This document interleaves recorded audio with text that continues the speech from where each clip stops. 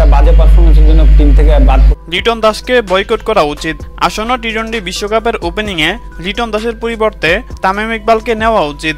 এবার সংবাদ মাধ্যমে এসে লিটন দাসের ছন্নছাড়া বাজে ব্যাটিং নিয়ে একই বলল মাশরাফি বিন মুর্তজা, যা মুহূর্তে ভাইরাল। দর্শক, ব্যাট হাতে নিজেকে হারিয়ে খুঁজছেন ক্লাসিক্যাল ব্যাটসম্যান লিটন কুমার দাস। একের পর এক ম্যাচে ছন্নছাড়া বাজে ব্যাটিং করে শুরুতেই উইকেট বিলিয়ে দিয়ে এসে দলকে চরম বিপদে ফেলে দিচ্ছেন এই ওপেনার ব্যাটসম্যান।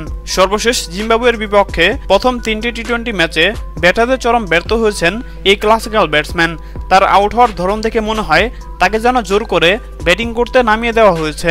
এর আগে শ্রীলঙ্কার বিপক্ষে ওয়ানডে টেস্ট এবং টি-20 ফরম্যাটে একের পর এক ম্যাচে রীতিমতো গোল্ডেন ডাক মেরে লজ্জার রেকর্ড করেছেন লিটন কুমার দাস। সর্বশেষ 10 টি-20 ম্যাচে সর্বোচ্চ 41 রান করেছেন এই ওপেনার ব্যাটসম্যান। সেহেতু বলা যাচ্ছে ব্যাট হাতে কতটা ছন্নছাড়া বাজে ব্যাটিং করছেন লিটন কুমার দাস।